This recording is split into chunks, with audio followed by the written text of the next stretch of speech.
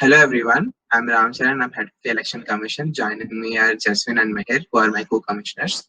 This is a video tutorial on the student election process where we go through the voting portal. Joining us are a lot of freshies who can ask any question they want in this process. And now I'd like to ask Mihir to take over, Jeswin to take over the procedure and all of that. Okay, so hi guys. So this will be the page which you will be seeing after you have entered the URL, which would be sent to you by email. And so here you'll have to log in through your LTAP credentials. I'll try logging in.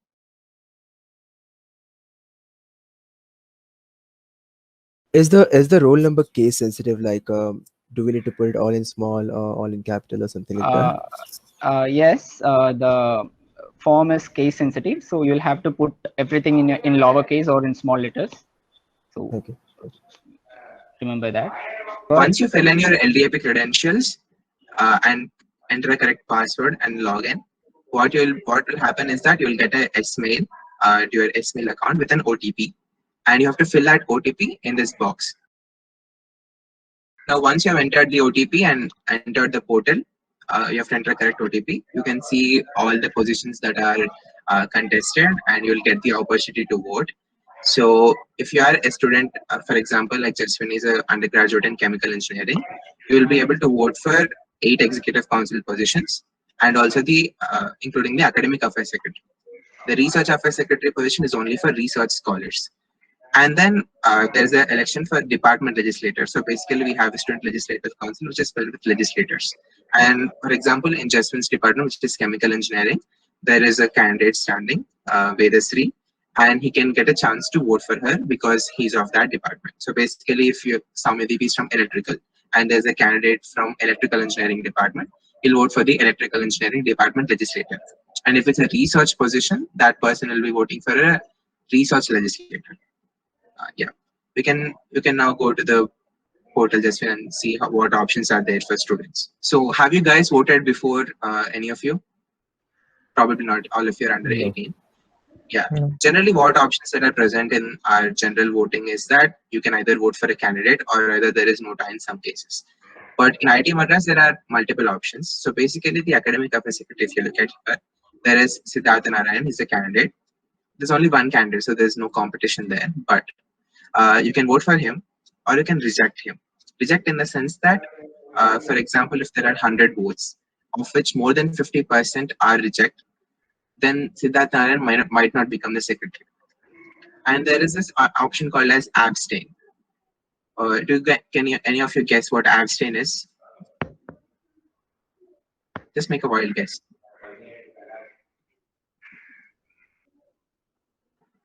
Okay. So basically, abstain in the sense that, yeah, don't count your vote. So if there are 100 people voting, and if 10 people vote abstain, we won't count those 10 votes. We'll only count the opinion of those 90 votes. For example, of the 100, 44 are for Siddharth Narayan, 46 are for reject, and 10 are abstain. Then Siddharth gets rejected because we don't count the abstain percentage. So even if it's like out of 100, only 46 are reject of the non-abstain votes. So of the non-abstain votes, more than 50% are reject. So that's why he might be rejected. So basically what abstain means is that your vote doesn't count. You will be okay with whatever decision the other 90% or other people who have voted not abstain take a decision. You are okay with that decision. So basically you are giving up your right to make a choice in this matter. Did you understand what abstain is? Yeah. Yes. Yeah, just ask it out if you think if you don't understand. So there are multiple positions. There is cultural affairs secretary, arts. I have a doubt here. Secretary, Do we need to like necessarily vote for each one of them, or can we like if yeah, you have to make some choice. we okay, if we don't select, then we'll not be able to submit, right? Yes. So there are nine Okay. positions that you have to vote for. Basically, you have the entire choice. You can either vote for, against, or not make a choice at all. So you have abstain, reject, and vote for that person. So there's no other position that is not there. So you have to vote for something, and then once you vote for all the 9 things, only then you will be able to submit. You can see the marker over there. So you voted. He has voted for 1. So 1 out of 9 is there. Once it reaches 9 out of 9, the submit button will pop up, and then you can submit. Okay, so one doubt here. Yeah. So, what if we are not able to click some of the options? No, you will be able to click. If you are not able to click, you can. We'll probably have some helpline number, or you can mail SEC, and we'll see what if there's an issue. Or will some of the times your choices are saved, so you can come out and come in again because you have not submitted your voting positions. Generally, the portal is supposed to work, and it will work. Most of the times people will not face any issue. Sometimes some issue could be that if there's a picture, that the picture will take time to load, but if you wait for like a half a minute or so, everything will be loaded and you can easily select the options, and that will be recorded in the sidebar that you are seeing as 4 out of 9. So he has voted for 4 people. Okay. Now coming to Hostel Affairs Secretary, there are 3 candidates in this case. So here, in general, if you take any case outside the institute, there's generally like first past the post voting, which is basically like you can vote for only one candidate, and even if that candidate gets like 10% of the vote, if it's more than everybody else contesting, then that person wins. But in our institute, we don't do that. We do something called as instant runoff voting. Does anybody of you have any doubts in that matter, or do you understand what instant runoff voting is? Can you explain it once? Yeah, we'll explain. So basically, you can fill out preferences like Jeswin did here. So basically, there are 3 candidates here. He filled out first preference, for example, to Anfas, second to Chinmay, and third to Kirit. You can change it before submitting as well. Yeah, like, but you have to make sure that you are not filling the same preferences for everybody. Like you cannot put 2 second preference for 2 candidates. So basically, you have to put some combination of 1, 2, 3 to these 3 candidates. So basically, remember that once you vote, it will be recorded such that, for example, Amartya has given his first preference to, okay, for example, he has given his first preference to Chinmay, second preference to Anfas, and third preference to Kranti. This is the recording that we'll have with the algorithm that we have for instant runoff voting. Now, Jeswin, can you present? So is choosing all the preferences necessary? Like if someone you have to chooses 1 and choose. 2 and doesn't choose anyone for 3, is that fine? I think you have to choose all 3 preferences because it's a preference. So basically, if you choose 1 and 2, then the third preference is automatic. Yeah, but like if someone just chooses 1 and doesn't choose for 2 and 3. Yeah. Sometimes you will not be able to submit. Okay. I'll give you an explainer on what instant runoff voting is. Jeswin will present that screen. Okay. So for example, there are 100 people who are voting, and then 40 people gave their first preference to A, 30 people gave their first preference to B, and 20 people gave their first preference to C. 5 abstained and 5 rejected. So that's counting for 100, right? 40 plus 30, 70 plus 20, 90, 5, 5, 10, 100. So what we'll do in instant runoff voting is that candidate C has the least number of first preferences. So only 20%, only 20 students voted for C as their first preference. So what happens is C will get eliminated in the first round. Now what happens to these 20 votes? We'll see their second preferences.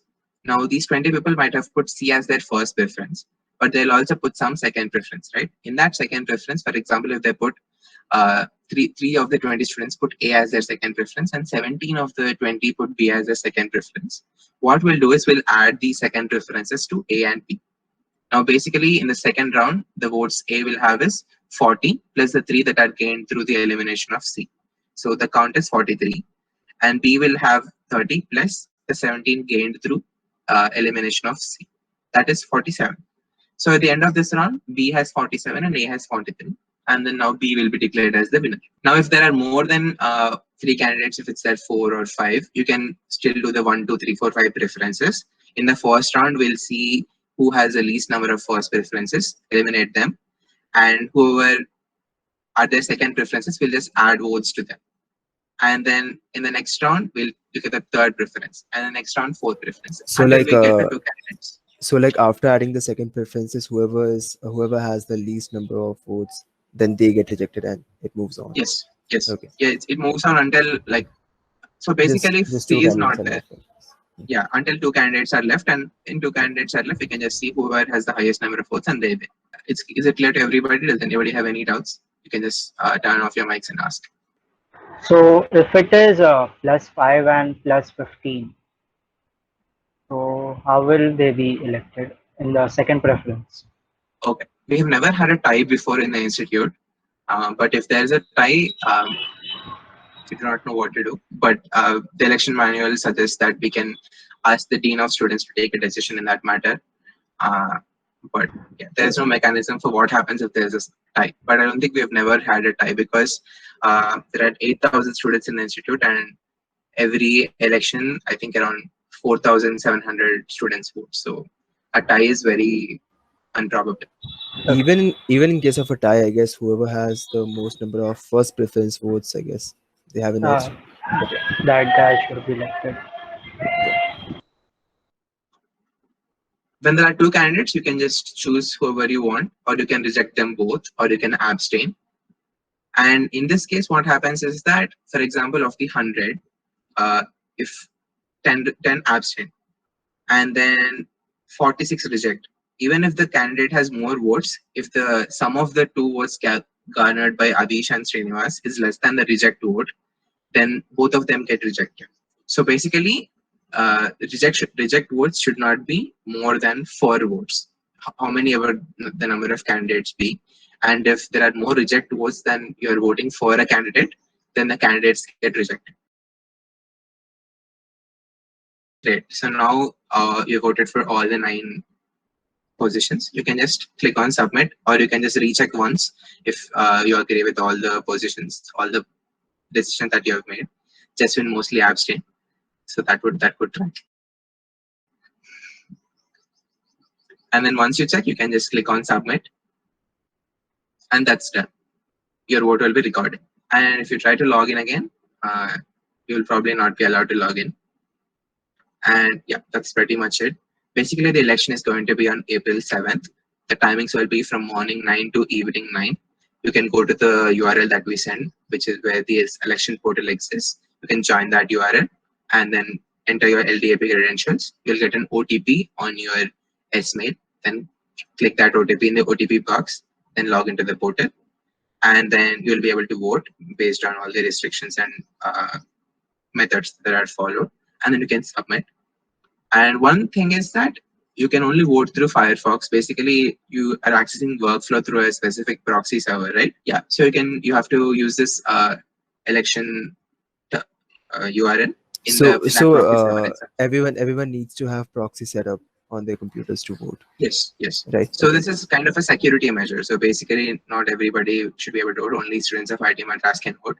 And we are having multiple layers of authentication so that for example, if one of your friends knows your LDAP credentials and your S-mail, they should not be able to vote in place of you. In this way, we'll have like multiple layers of checks and balances so that people can get to vote independently without somebody else doing it in their place. So I think everybody is using workflow in some way or form. So most of the students might have set up that in their Firefox, and then they can directly do it there. Cool. Everybody understood how the voting works, right? Yes. Yeah. Yep. Yes. Cool. If anybody, nice. Thanks for joining. If you have any doubts, you can mail sec@iitm.ac.in or just follow us on Instagram, and all of this will be cleared up. We can all now leave.